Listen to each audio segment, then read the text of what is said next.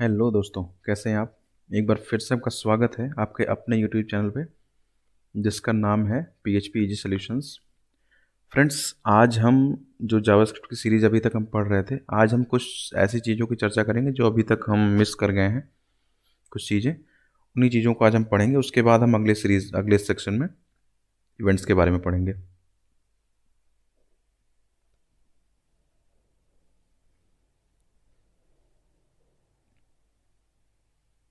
अब देखते हैं हम क्या आज पढ़ेंगे।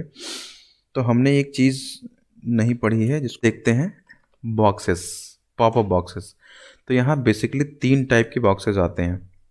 एक को बोलते हैं हम अलर्ट बॉक्स, दूसरा होता है हमारा कन्फर्म बॉक्स। तीनों की अलग अलग फंक्शनलिटी है। और चौथा होता है, तीसरा होता है प्रॉम्प्ट, PROMPT, प्रॉम्प्ट बॉक्स। 3 तरह के ऑप्शंस होते हैं यहाँ पे। अब अलर्ट क्या होता है मैं दिखाता हूँ आपको।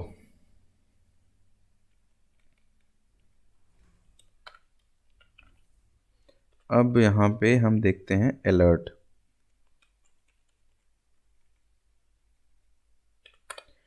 मान लो हमने यहाँ एक नंबर ले लिया, एक एज नाम की वैल्यू ले ली, सपोज 18। मैं कह रहा हूँ, अभी तक हम क्या करते हैं, डॉक्यूमेंट डॉट राइट में प्रिंट करते थे, अब हम अलर्ट करेंगे। अब यहाँ पे मैंने लिखा कि अगर एज जो है वो ग्रेटर देन 18 है, या ग्रेटर देन और इक्वल टू 18 है, तो वो हमें प्रिंट करेगा। तो अभी तक हम क्या करते थे, डॉक्यूमेंट डॉट राइट लिखते थे, तो ये क्या करता है, वहाँ जाकर प्रिंट कर देता पेज पे। लेकिन होता क्या है कि मान लो पेज मेरा बहुत बड़ा है और उसमें मैंने छोटा सा कोई एक डेटा प्रिंट किया, तो मुझे दिखाई नहीं देगा। तो मैं क्या करता हूँ, इसके लिए अलर्ट लगाता हूँ। अलर्ट को डायरेक्टली इस तरीके से लिखते हैं। अब जब मैंने अलर्ट लगा दी, तो ये क्या करेगा, देखो। अलर्ट लगाते ही अब मैंने कोई एक वैल्यू लिखी अलर्ट में कि you are eligible for voting, ठीक है।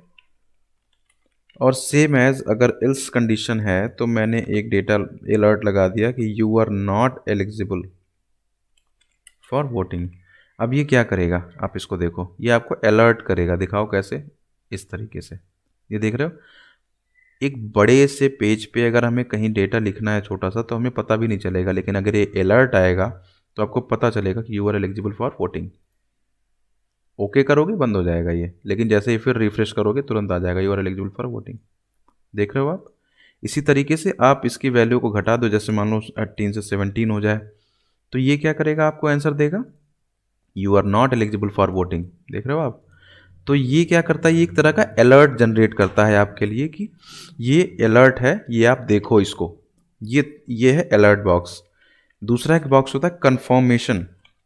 अब ये कंफर्मेशन क्या चीज़ है, कंफर्मेशन हमसे कंफर्मेशन लेता है और हमारे कंफर्मेशन के बेसिस पे वो कोई एक वर्क करता है। जैसे कि मान लो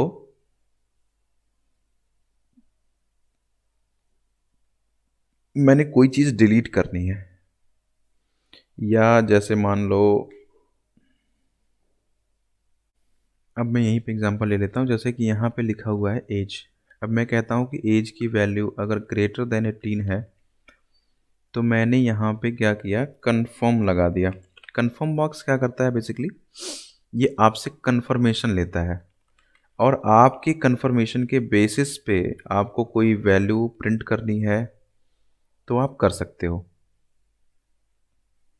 ठीक है। जैसे कि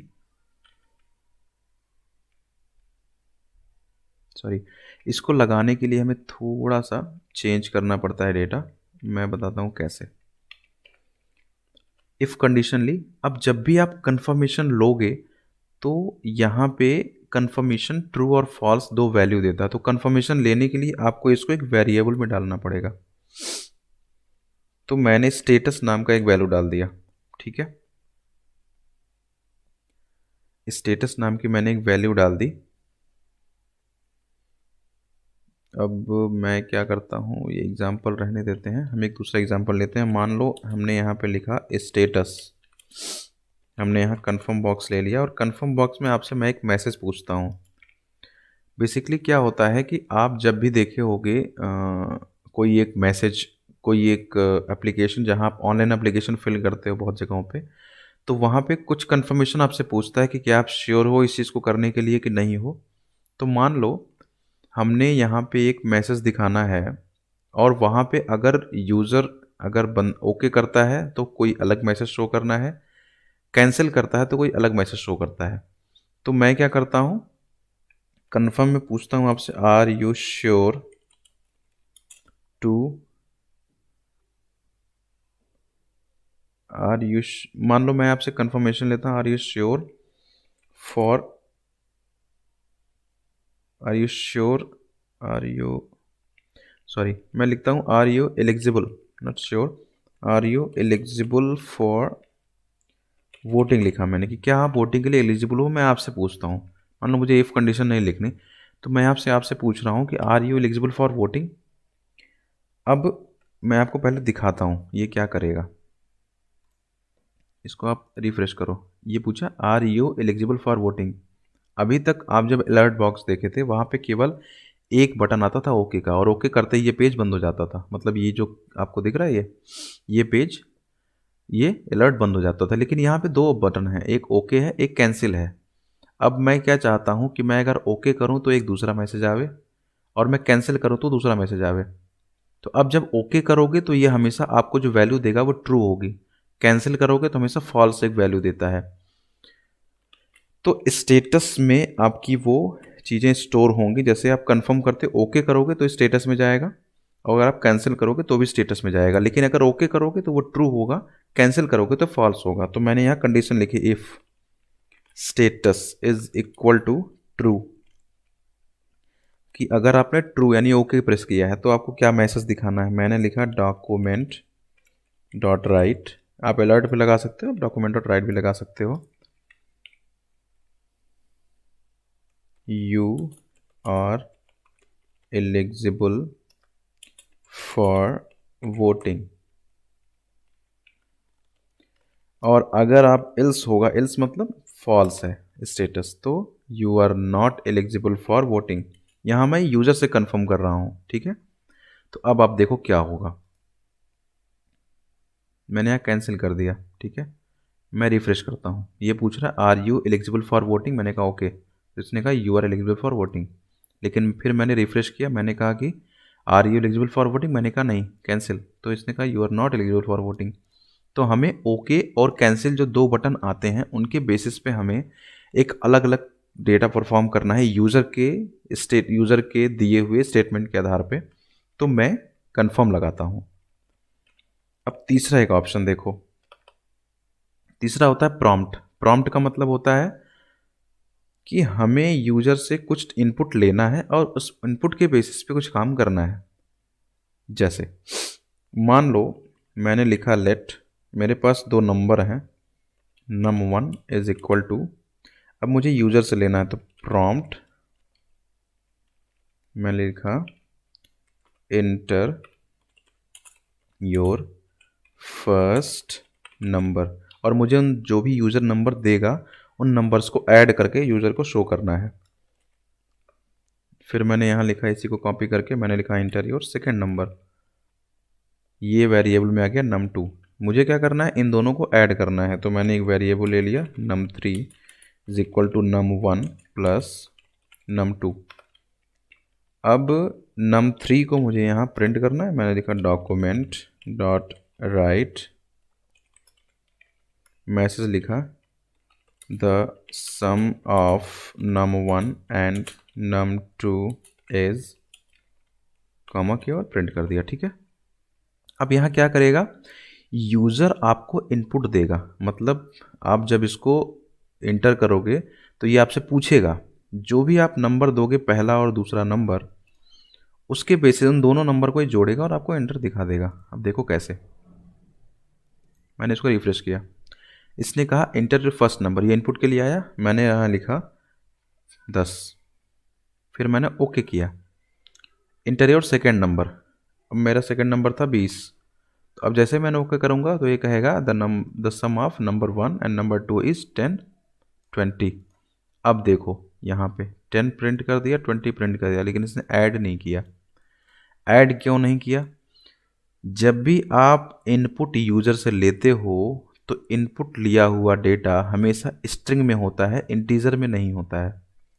ठीक है, जब भी आप यूज़र से इनपुट लोगे तो यूज़र के द्वारा दिया गया इनपुट हमेशा स्ट्रिंग में होता है, नंबर में नहीं होता है। तो आपको पता है कि जब दो स्ट्रिंग ऐड होती है थ्रू द प्लस ऑपरेटर तो ये इस तरीके से दिखता है।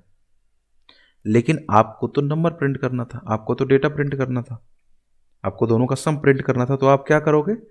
तो स्ट्रिंग को नंबर में कन्वर्ट करने के लिए क्या करते हैं हम?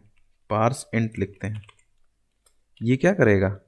इसको नंबर में कन्वर्ट कर देगा। तो हमको पहले वाले को भी कन्वर्ट करना है, दूसरे वाले को भी कन्वर्ट करना है। जब दोनों कन्वर्ट हो जाएंगे तो ये ऑटोमेटिकली प्रिंट कर देंगे। कैसे, देखते हैं। अब हमने क्या दिया? पहले दिया 10, फिर हमने ओके किया, फिर हमने दिया 20, फिर हमने ओके किया, क्या दिया? 30। मतलब अगर आप यूज़र के दिए हुए इनपुट को इंटीजर में कन्वर्ट नहीं करोगे तो जब भी दो स्ट्रिंग जोड़ते हैं क्या होता है? आपस में ऐड होके दिख जाते हैं, लेकिन वो इंटीजर के मोड में ऐड नहीं होते, वो एक स्ट्रिंग के मोड में ऐड होते हैं।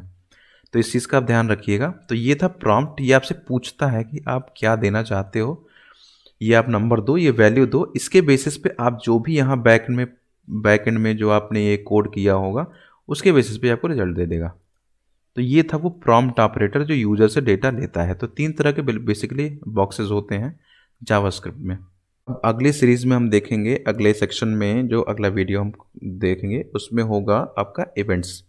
उसी इवेंट्स के वीडियो में ही हम देखेंगे कि एक फॉर्म कैसे बनाते हैं HTML में और उस फॉर्म की वैलिडेशन कैसे करते हैं। क्योंकि हमारा बेसिकली जो जावास्क्रिप्ट हम काम करते हैं, ज़्यादातर जो काम होता है वो वैलिडेशन का अभी के लिए होता है। वैसे तो बहुत सारे काम होते हैं लेकिन एक काम वैलिडेशन का भी होता है। तो हम वैलिडेट करके देखेंगे उसके डेटा को। तो ये हम अगली सीरीज़ में देखेंगे। ये वीडियो आपको कैसे लगी यह मुझे कमेंट बॉक्स में लिख के ज़रूर बताइएगा। जो अब मैंने आज बताई आपको इन अलर्ट बॉक्सेस में से, ये वीडियो आपको कैसे लगी? इस वीडियो को लाइक, कमेंट और शेयर कैसे ज़रूर करिए। मिलते हैं अगले वीडियो में, तब तक के लिए बाय बाय।